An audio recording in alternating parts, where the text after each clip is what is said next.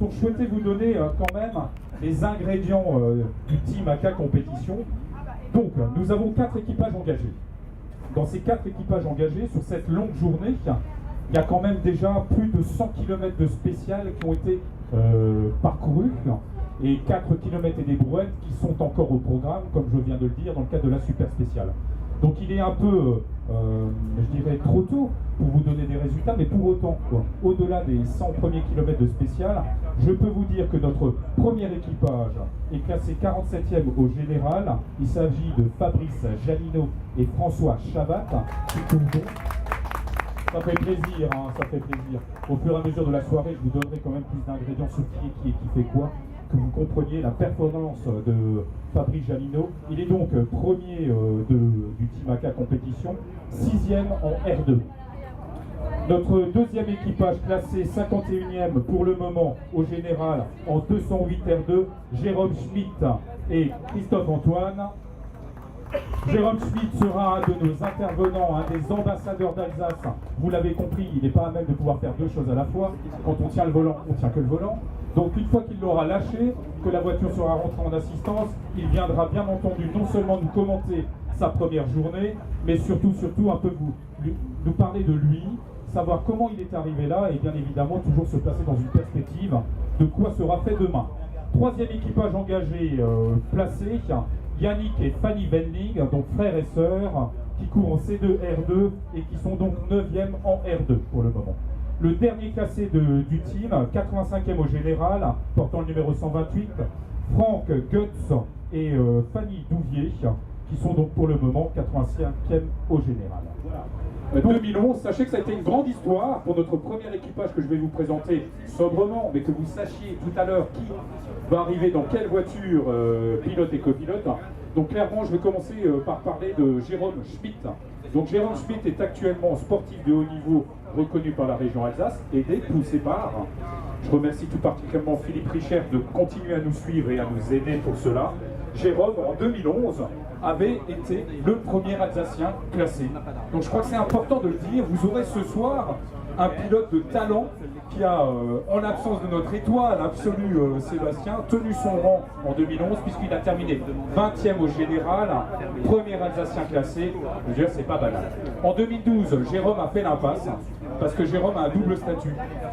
Je parle beaucoup pour lui, hein, mais il est absent, comme je vous le disais tout à l'heure, il peut tenir que le volant, il ne peut pas faire tout en même temps. En 2012, il a fait l'impasse, c'est-à-dire qu'il était uniquement le team manager, mais avec 5 équipages engagés. La volumétrie de ce nombre d'équipages nécessitant véritablement son implication pleine dans les coulisses.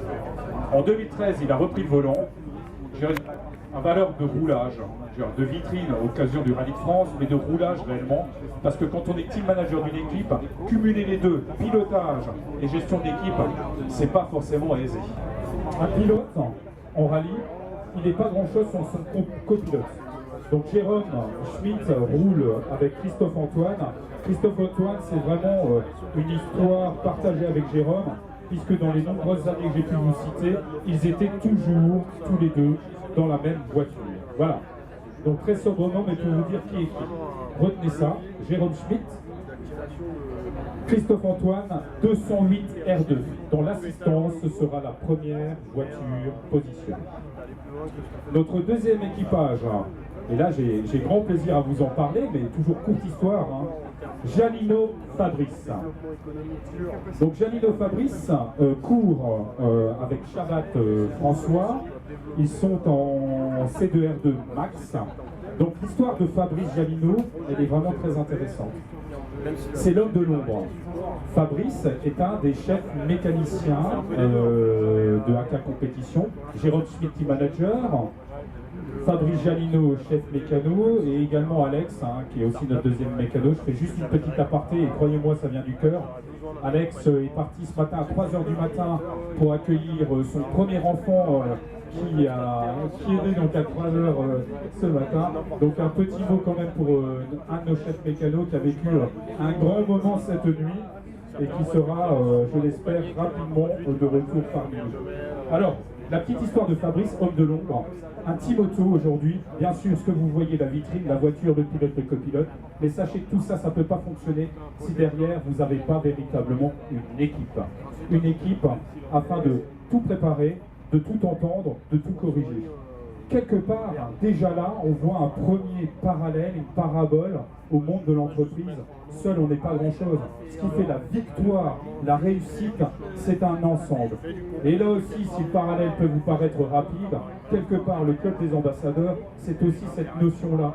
Je veux dire, seul, ça devient, c'est difficile, ensemble, tout est possible. Et bien, dans l'histoire que je vous raconte, c'est exactement ce qui s'est passé. L'homme de l'ombre qui décide d'approcher la lumière, qui prend le volant, et vous l'avez noté tout à l'heure quand je vous ai donné les classements, à bon escient, puisque mine de rien, notre Fabrice Jalino, il est premier des 4 équipages ce soir. Attention, tant que la ligne d'arrivée n'est pas franchie, le rallye n'est pas terminé. Hein. Vous l'avez vécu durant les 4 premières éditions. Sachez que cette 5e, et je pense tout particulièrement à dimanche matin à la spéciale de la Petite Pierre, croyez-moi que la sélection, je le redis, tant que la ligne d'arrivée n'est pas arrivée, les classements que vous entendez, tout cela reste très provisoire et absolument pas définitif. Donc, dernier mot sur Jalino Fabrice et Chabat François, ils ont une passion commune. Vous voyez comme quoi tout peut conduire au sport automobile à 4 roues. En fait, ce sont des motards. Alors, on n'a rien contre les motards. Hein. À 2 ou 4 roues, fondamentalement, on reste dans le sport mécanique. L'avantage qu'ils ont eu, c'est que cette pratique du 2 roues leur a permis d'appréhender de nombreux circuits en Europe et forcément d'acquérir tout ce qu'on appelle en pilotage des notions de trajectoire, de mieux maîtriser l'ensemble de son outil, de son véhicule, afin d'optimiser ses performances. Donc c'est assez intéressant de voir que même quand on n'a pas forcément toute l'expérience acquise, on peut venir au sport automobile de différentes manières. Voilà. Pardonnez-moi, j'ai perdu mes papiers, mais ce n'est qu'un incident technique. Voilà, j'arrive au 3e équipage. Alors là, on a quelque chose d'assez reconnu médiatiquement en Alsace, sur notre terre, ce qu'on appelle la famille Wending, Yannick et Fanny, donc frères et sœurs. Donc ce que j'aime bien dire sur Yannick et Fanny, c'est la traduction de leur passion. Ça fait plus de 13 ans qu'ils sont présents en rallye, présents tout particulièrement en course de côte, sur les slaloms, mais également en rallye. Et forcément, quand le rallye de France se déroule sur les terres d'Alsace, il est logique qu'un tel équipage comme les Wending en soit présent. Yannick et Fanny, 5 participations. On a vécu un moment mais extrêmement fort. C'était en 2012, où tout se passait bien, Vous voyez, comme quoi je fais toujours des machines arrière. Tant que la ligne d'arrivée n'est pas franchie, et bien malheureusement, en 2012, le dimanche, une panne mécanique. Vous avez fait les 95%, mais il manquait 5% final, et au résultat, il n'est pas classé, il n'a pas pu terminer. Donc oui, c'est vrai que ça a été un grand moment d'émotion, parce que quand on est 2, 3, 4, 5 équipages, c'est une vraie famille. Et quand un membre de la famille n'arrive pas au bout, c'est quelque part toute la famille qui en pâtit. Mais sachez que les 4 qui étaient à l'arrivée ont largement supporté Yannick et Fanny, et c'est bien pour cela qu'encore aujourd'hui, ils ont décidé de concourir. Le dernier équipage dont je souhaitais vous parler, Franck Götz et Fanny Douvier, qui courent donc sur une Suzuki Swift. Alors là, c'est, on va dire, c'est des blaireaux, mais au bon sens du terme. Hein. Ils n'ont jamais fait un rallye à valeur nationale. Je vous le fais court. Grosso modo, la réglementation d'un régional en rallye, c'est maximum 40 km de spécial.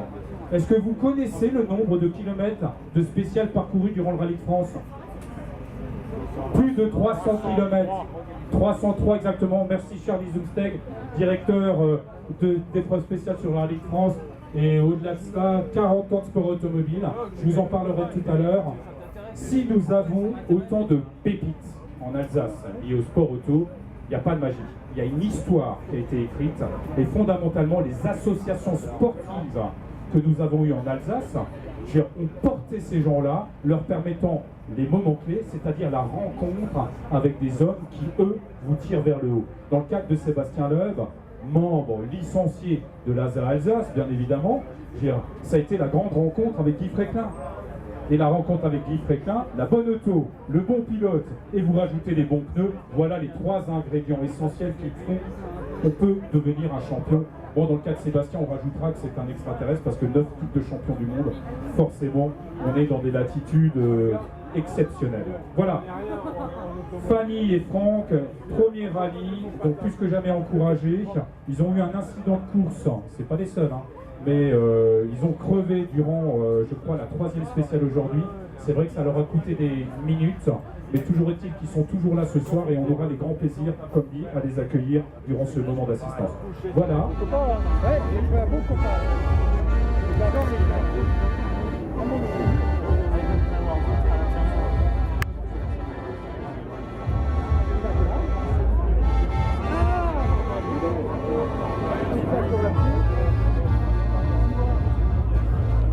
On va rouler un quart d'heure, c'est des séances d'un quart d'heure.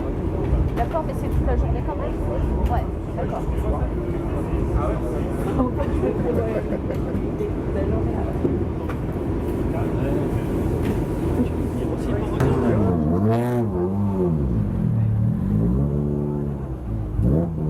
Vous avez l'intérieur, ils n'ont pas de problème de boîte à gants. Hein. Ah, ils n'en peuvent pas. Ah là oui, il y a Les copilotes. pour sortir les gars là-dedans. Incroyable, hein.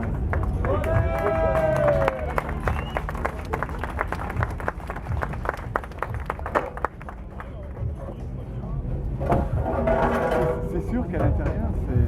Oui. Il faut avoir des questions on va parler vraiment intéressant, genre un truc, un format court, c'est vrai qu'il faut voir un format télé, il faut savoir c'est quoi le format, et puis voilà, en gros, j'ai le temps du monde, je m'arrête dans chaque pays, je fais une interview spécifique. Après, du coup, après, il faut leur passer la ça peut arriver.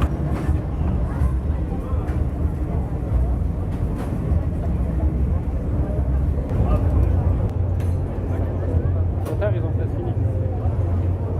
Ils ont presque fini.